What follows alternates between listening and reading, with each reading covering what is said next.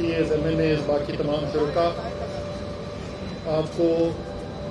सबको मैं मुबारकबाद देता हूँ और आपसे ज़्यादा कराची के शहरियों को मुबारकबाद देना चाहता हूँ, क्योंकि